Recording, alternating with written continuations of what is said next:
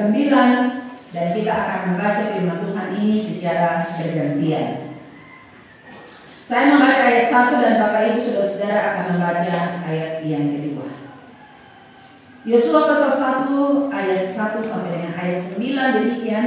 Sesudah Musa hamba Tuhan itu mati, berfirmanlah Tuhan kepada Yosua bin Nun abdi Musa itu demikian. Hambaku Musa telah mati, sebab itu bersiaplah sekarang, seberangilah sungai Yordan ini, engkau dan seluruh bangsa ini, menuju negeri yang akan diberikan kepada mereka, kepada orang Israel itu. Setiap tempat yang akan diinjak oleh telapak kakimu kuberikan kepadamu, seperti yang telah kujanjikan kepada Musa. Daripada gunung dan gunung Libanon yang sebelah sana itu, sampai ke sungai besar, yakni sungai Efrat, seluruh tanah orang Het, sampai ke laut besar di sebelah matahari tengah, semuanya itu akan menjadi milikmu. Seorang pun tidak akan dapat bertahan menghadapi engkau seumur hidupmu. Seperti aku menyertai Musa, demikianlah aku menyertai engkau. Aku tidak akan membiarkan engkau dan tidak akan meninggalkan engkau. Kuatkan dan teguhkanlah hatimu, sebab engkau yang akan memimpin bangsa ini memiliki negeri yang dijanjikan dengan bersumpah kepada mereka untuk diberikan kepada mereka. Hanya kuatkanlah dan teguhkanlah hatimu dengan sungguh-sungguh. Bertindaklah hati-hati sesuai dengan seluruh hukum yang telah diperintahkan kepadamu oleh hambaku Musa. Janganlah menyimpang ke kanan atau ke kiri, supaya engkau beruntung kemanapun engkau pergi. Jangan engkau lupa perkataan kitab Taurat ini, dan renungkan dari usia supaya engkau bertindak hati-hati sesuai dengan segala yang tertulis di dalamnya. Sebab dengan demikian perjalananmu akan berhasil dan engkau akan beruntung. Ayat 9 kita baca sama-sama. Bukankah telah kuperintahkan kepadamu, kuatkan dan teguhkanlah hatimu, janganlah kecut dan tawar hati, sebab Tuhan Allahmu menyertai engkau kemanapun engkau pergi. Demikian bagian firman Tuhan untuk bersama-sama kita merenungkan pada saat ini. Dari bagian firman Tuhan yang telah kita baca secara bergantian, kita akan merenungkan firman Tuhan ini dalam satu topik perenungan, menjadi orang yang mau dipakai Tuhan. Menjadi orang yang mau dipakai Tuhan. Bapak Ibu Saudara-saudara yang dikasihi di dalam Tuhan, saya sangat berharap bahwa kita semua yang ada di dalam gedung gereja saat ini sudah punya komitmen untuk Tuhan mau pakai. Punya komitmen kiranya Tuhan memakai saya dengan apa yang Tuhan percayakan. Untuk bisa dipakai oleh Tuhan, itu pasti punya kriteria. Dalam pembacaan firman Tuhan yang telah kita baca bersama-sama, memperlihatkan satu tokoh, yaitu Yosua. Beberapa minggu yang lalu atau 2 minggu yang lalu, kita sudah belajar tentang Yosua. Yosua adalah seorang tokoh yang dipakai oleh Tuhan untuk melanjutkan tongkat kepemimpinan dalam kehidupan bangsa Israel. Sebelum Musa meninggal, setelah mereka berada di padang gurun, Musa menyampaikan kepada pemimpin-pemimpin yang ada, kepala-kepala suku yang ada, supaya mereka pergi ke Yeriko untuk melihat daerah itu. 12 orang dipilih oleh Musa dan mereka pergi, semua pergi. Mereka menyaksikan betapa besar, bagaimana keadaan kota itu, dan mereka pulang menyampaikan apa yang mereka lihat. Dari 12 orang ini ada 2 orang yang berbeda pendapat dengan ke-12 peminta itu.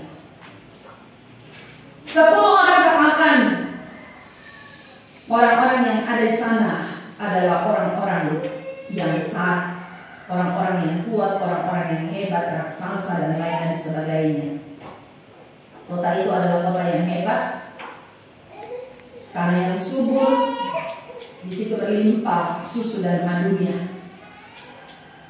Tapi bagaimana kita bisa untuk memasuki daerah itu? Dengan melihat perbandingan, dengan melihat keadaan, kita hanya kecil. Tetapi Yosua dan Kaleb tidak sependapat dengan hal itu. Tetapi mereka menyampaikan benar, kota itu adalah kota yang besar, kota yang subur. Tetapi walaupun penduduk yang ada di dalamnya adalah orang-orang yang raksasa, orang-orang yang hebat, orang-orang yang sudah mahir dalam hal berperang, kita akan mengalahkan mereka. Karena apa? Tuhan yang akan mengalahkan mereka. Dan inilah yang menjadi sebuah kekuatan dan dilihat oleh Tuhan dari kekuatan dan keyakinan yang dimiliki oleh Kaleb dan Yosua, membuat mereka dikenal oleh Tuhan dan memasuki tanah perjanjian. Bahkan dalam pembacaan firman Tuhan dikatakan setelah Musa mati, Tuhan datang berfirman kepada Yosua, bersiaplah, seberangilah sungai Yordan ini engkau dan seluruh bangsa. Bapak Ibu saudara-saudara yang kasih dalam Tuhan, ini adalah sesuatu hal yang boleh saya katakan Yosua tidak mungkin katakan ya secara manusia dia tidak bisa melakukan itu. Tetapi inilah yang dilihat oleh Tuhan dalam diri Yosua, sehingga Tuhan katakan bersiaplah, pergilah dan seberangilah sungai Yordan itu untuk dapat dipakai oleh Tuhan dalam tanggung jawab, dalam kepercayaan yang Tuhan berikan. Ada beberapa hal yang harus kita miliki, dan itu dapat kita lihat dalam ayat yang ke-6, ayat yang ke-7, dan ayat yang ke-9. Hal yang pertama yang harus kita miliki untuk dapat dipakai oleh Tuhan adalah memiliki kekuatan. Harus kuat. Kalau demikian, mungkin kita akan berkata, wah, kalau begitu kita tidak akan bisa untuk melakukannya, karena orang yang Tuhan pakai itu adalah orang yang kuat. Saya ini lemah, saya ini tidak punya apa-apa. Itu kalau dinilai atau dilihat dari segi fisik. Itu sebabnya kekuatan tidak dinilai dari kekuatan secara jasmani.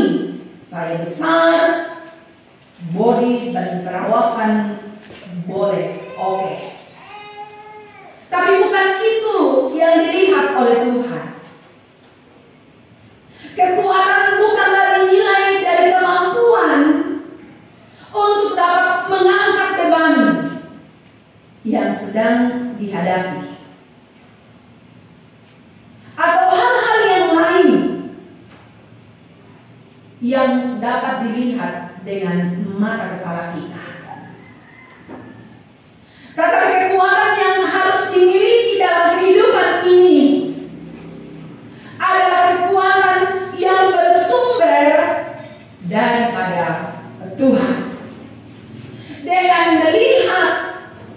bahwa itu adalah tanggung jawab. Dengan melihat bahwa itu adalah sebuah kepercayaan yang Tuhan berikan, itu sebabnya Tuhan katakan kepada Yosua dalam pembacaan kita dalam ayat 6, ayat yang ke-7 dan ayat yang ke-9, kuatkan dan teguhkanlah hatimu. Kuatkan dan teguhkanlah hatimu. 3 kali Tuhan katakan dalam pembacaan kita. Itu berarti sekali lagi dia harus memiliki kemampuan untuk melihat bahwa apa yang dia akan kerjakan itu adalah sebuah tanggung jawab. Dan tanggung jawab ini bukanlah tanggung jawab yang biasa-biasa saja. Karena apa, Bapak Ibu Saudara-saudara? Yosua disuruh untuk memimpin bangsa ini memasuki tanah perjanjian. Siapakah bangsa Israel? Kita tahu bersama orang Israel adalah orang yang tegak tengkuk, orang yang keras kepala. Mereka dalam jumlah yang sangat besar, dan untuk memimpin bangsa ini harus punya power yang luar biasa. Tapi Tuhan katakan, kuatkan dan teguhkanlah hatimu. Ini adalah sesuatu yang luar biasa. Untuk bisa memimpin bangsa ini memasuki tanah perjanjian, dia harus punya kekuatan dari kebenaran firman Tuhan. Apalagi untuk menaklukkan musuh yang sudah disampaikan oleh ke-10 orang yang pergi mengintai kota itu. Bagaimana mereka mau menaklukkan? Tapi sekali lagi lihat kepada firman Tuhan. Firman Tuhan yang akan menjadi kekuatan bagi mereka untuk melangkah. Itu sebabnya dalam ayat yang ke-8 di situ dikatakan, janganlah engkau lupa memperkatakan kitab Taurat ini, tetapi renungkanlah itu siang dan malam, supaya engkau bertindak hati-hati dan segala yang tertulis di dalamnya, sebab dengan demikian perjalananmu akan berhasil dan beruntung. Ada 2 hal di belakang yang menjadi kerinduan umat Tuhan, ialah berhasil dan beruntung. Untuk bisa mencapai tujuan itu, mereka harus hidup di dalam kebenaran firman Tuhan. Firman Tuhan menjadi jaminan bagi mereka. Firman Tuhan harus mereka perhatikan dengan baik-baik, sehingga mereka tidak salah langkah, mereka tidak salah arah, dan lain-lain sebagainya.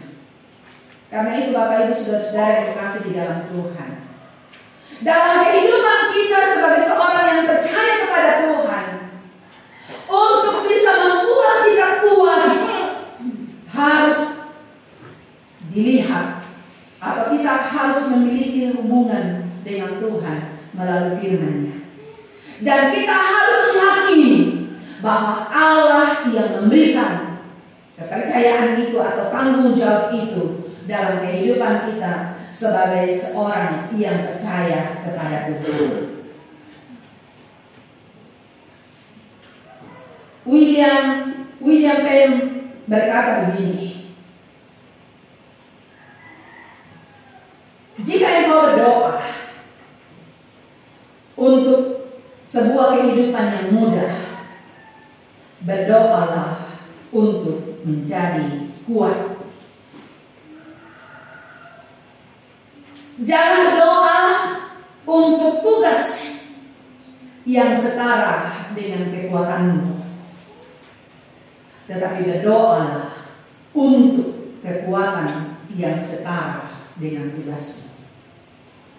Bapak Ibu Saudara, dalam kehidupan kita sebagai seorang yang percaya kepada Tuhan,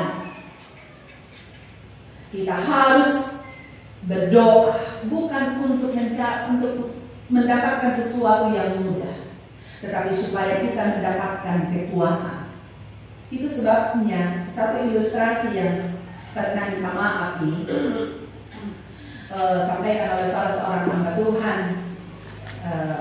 Dalam satu khotbah dia katakan dia menghadapi seorang Oma yang sudah tidak berdaya, sudah tidak punya kemampuan sedikit pun. Tapi saat itu, saat gembalanya datang berkunjung, Oma itu katakan begini, doakan supaya saya bisa sembuh dan saya bisa melayani Tuhan. Dalam hati kecil Bapak Pendeta ini, dia tertawa. Sudah dalam keadaan sudah tidak berdaya. Walaupun Bapak Pendeta ini katakan, ya kita tahu mujizat Tuhan itu tidak terbatas, pasti sanggup untuk melakukan banyak hal, dan yang tidak berdaya menjadi seorang yang berdaya. Apa yang dikatakan oleh Bapak Pendeta, dia katakan, yang seharusnya Allah ini katakan bahwa Pendeta doakan saya supaya saya kuat untuk menghadapi penderitaan ini. Kalau dia sudah kuat, berarti ada semangat di dalam dirinya yang bisa memacu dia untuk melakukan sesuatu bagi Tuhan. Karena itu Bapak Ibu Saudara, dalam kehidupan kita, doa kita adalah supaya kita bisa kuat. Karena ada sebuah kepercayaan yang Tuhan berikan untuk kita lakukan. Kalau kita memiliki kekuatan, kita memiliki semangat untuk melakukan sesuatu, Tuhan pasti akan memberikan lebih daripada itu. Karena firman Tuhan katakan, Tuhan tidak memberikan roh ketakutan bagi kita, tetapi Dia memberikan kekuatan melampaui kemampuan yang kita miliki. Karena itu, dalam menghadapi setiap tugas tanggung jawab yang Tuhan percayakan, mari kita memiliki kekuatan, bukan kekuatan yang dilihat oleh mata kepala kita, tetapi kekuatan yang bersumber daripada Tuhan, yang akan menuntun kita untuk hidup di dalam kebenaran. Yang kedua, apa yang dikatakan oleh firman Tuhan, saya mau membacakan di dalam Alkitab yang terjemahan Alkitab yang terbuka untuk poin yang kedua. Dalam Yosua pasal yang masih dalam pasal yang pertama ayat 6, 7 dan ayat yang ke-9. Jadilah kuat dan berani, karena kamulah yang akan memimpin bangsa ini untuk memiliki tanah yang aku janjikan kepada nenek moyang yang mereka untuk diberikan kepada mereka. Yang kedua ayat 7, hanya jadilah kuat dan berani, hati-hatilah bertindak sesuai dengan seluruh hukum yang hambaku Musa perintahkan kepadamu. Jangan menoleh ke kanan atau ke kiri supaya kamu berhasil kemanapun kamu pergi. Ayat 9, bukankah sudah aku perintahkan kepadamu, jadilah kuat dan berani, jangan takut dan atau gentar, karena Tuhan Allahmu menyertaimu kemanapun kamu pergi. Yang kedua, selain kita harus memiliki kekuatan dalam kehidupan ini, dan kekuatan bukanlah dinilai secara fisik, tetapi dinilai secara rohani dengan mengimani janji Tuhan dan firman Tuhan. Yang kedua adalah memiliki keberanian. Bapak Ibu Saudara yang dikasih di dalam Tuhan, keberanian menurut William Penhaligon bukan berarti tidak ada rasa takut. Tetapi kita harus berani berkata yang benar. Itu sebabnya dia katakan, yang benar tetaplah yang benar, meskipun semua orang menentangnya. Yang salah tetaplah salah, meskipun semua orang mendukungnya. Keberanian harus dimiliki di dalam kehidupan untuk bertindak. Itu sebabnya dalam terjemahan Alkitab yang terbuka, firman Tuhan datang kepada Yosua, jadilah kuat dan berani, karena kamulah.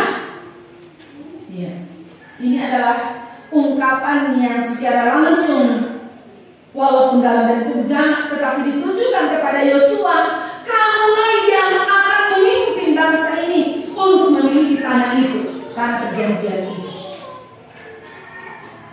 Untuk memasuki tanah perjanjian itu, ada sungai yang harus mereka seberangi. Sungai itu adalah sungai Yordan. Kita melihat pada waktu bangsa Israel keluar dari tanah Mesir, mereka melewati laut Keberau. Pada waktu Musa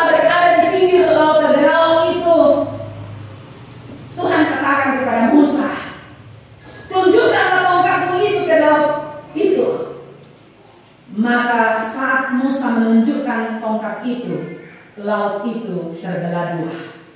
Dan mereka bisa berjalan menjalani laut itu dengan tanah yang kering. Nanti setelah mereka semua keluar dari laut itu, pada waktu bangsa orang-orang Mesir berada di laut itu, Tuhan menyuruh Musa, kembalikan, ulurkan tongkatmu itu, dan air kembali menyatu. Orang-orang Mesir hanyut terbawa arus. Tapi saat mereka mau menyeberangi sungai Yordan, mereka diperintahkan untuk membawa tabut perjanjian. Tabut perjanjian ini adalah merupakan lambang kehadiran Tuhan. Sekali lagi, tabut perjanjian yang dibawa oleh umat Israel itu adalah lambang kehadiran Allah menyertai mereka. Dan ada satu suku yang diperintahkan untuk membawa tabut itu. Dan mereka harus menyeberangi sungai Yordan. Mereka tidak bertanya, Yosua, bagaimana kita mau menyeberangi sungai Yordan ini? Ini adalah air yang akan kita hadapi. Ini adalah sungai yang akan kita hadapi. Kalau kita berani masuk, bagaimana? Kita pasti akan tenggelam dan lain sebagainya. Tapi saat itu tanpa tidak ada arahan dalam jaminan yang Tuhan berikan kepada Yosua yang sudah diberikan kepada seluruh umat Israel, dalam keberanian yang didasari di dalam iman, mereka melangkah. Di saat mereka melangkah memasuki sungai Yordan itu, apa yang terjadi? Sungai itu terbelah dan mereka menyeberangi sungai itu. Luar biasa. Bapak Ibu saudara-saudara yang terkasih di dalam Tuhan, dalam kehidupan kita sebagai seorang yang percaya kepada Tuhan, harus didasari dalam kehidupan ini untuk bisa dipakai oleh Tuhan, harus kita memiliki keberanian. Keberanian untuk melangkah dalam iman kita kepada Tuhan. Ada janji penyertaan Tuhan. Tuhan katakan semua yang diinjak oleh telapak kakimu itu akan diberikan kepadamu. Itu akan menjadi milik pusaka kamu. Dan aku akan menyertai kamu. Aku tidak akan meninggalkan dan membiarkan kamu, tetapi aku ada bersama-sama dengan kamu. Ini adalah sesuatu yang luar biasa yang menjadi kekuatan dan membawa mereka bertindak berani melangkah di dalam hidup sebagai seorang yang percaya kepada Tuhan. Karena itu Bapak Ibu saudara-saudara yang terkasih di dalam Tuhan, bagaimana dalam kehidupan kita sebagai seorang yang percaya kepada Tuhan? Dalam ibadah yang pertama tadi saya sampaikan begini, kita sedang menghadapi pekerjaan yang besar. Mungkin dalam pikiran, dalam benak kita, mungkin dalam kita berpikir dan melihat, sanggupkah kita jemaat ini untuk bekerja sehubungan dengan pekerjaan ini? Hal yang harus kita mau lakukan adalah memiliki keberanian dalam hal kita bertindak. Saya memberikan contoh untuk dapat naik tangga, mencapai tangga yang terakhir, kita harus mulai dari bawah. Saya katakan tadi pagi, kita sudah berada di tangga yang keempat. Di tangga yang pertama kita sudah mulai, tangga yang kedua sudah mulai, sudah dikerjakan dan dikerjakan sampai di tangga yang keempat. Kita berada di tangga yang keempat, itu berarti semakin tinggi kita naik. Ya, paham semuanya? Semakin tinggi kita naik, semakin banyak tantangan, semakin banyak yang kita hadapi dalam kehidupan kita. Tapi dari keberanian yang pertama di dalam melangkah, apakah itu masih terus menjiwai kita? Dari keberanian yang menaiki tangga yang kedua, apakah masih ada pada diri kita? Untuk bisa mencapai tujuan keberhasilan dan keberuntungan, kita harus menghadapi tantangan, dan tantangan itulah yang akan memacu kita. Karena apa? Ini bukan pekerjaan kita manusia, walaupun kita yang mengerjakan sebagai manusia. Tapi ini adalah pelayanan Tuhan, ini adalah pekerjaan Tuhan. Dan Tuhan yang sudah memulai, satu keyakinan kita, Tuhan pasti berkarya di dalamnya. Amin. Miliki keberanian. Tuhan tidak akan pernah membiarkan. Lihat bangsa Israel. Pada waktu mereka mau masuk ke tanah perjanjian, dengan keyakinan iman yang mereka miliki, mungkin orang-orang Mesir yang sudah menyaksikan, walaupun sebagian mereka sudah tenggelam, mereka mungkin sudah tertawa-tertawa. Oh, ya, lupa siapa kok? Ini mau komite Mesir pak, daripada mati mati. Tapi karena mereka sudah punya tekad, mereka sudah memiliki satu kemauan untuk mau menyembah Tuhan, mau memuliakan Tuhan dalam kehidupan mereka, dan Tuhan perhitungkan semua itu dan membawa dan mengatur. Tuhan mengatur semuanya. Mereka sudah mau memasuki tanah perjanjian itu. Tinggal dituntut, apakah mereka memiliki kekuatan, apakah mereka memiliki keberanian, atau mereka mau kembali saja ke sini. Demikian juga dengan kita. Kekuatan kita hanya didasarkan dalam firman Tuhan. Keberanian kita hanya didasarkan dalam iman kita kepada Allah, bahwa Ia yang memberikan kepercayaan itu, Dia juga lah yang akan menyelesaikan. Dan Tuhan tidak akan pernah membuat kita kecewa dalam menghadapi setiap keadaan. Tapi Tuhan akan menyertai kita. Dia akan membuat kita berhasil dan beruntung. Kiranya Tuhan memberkati kita dengan firman-Nya. Amin.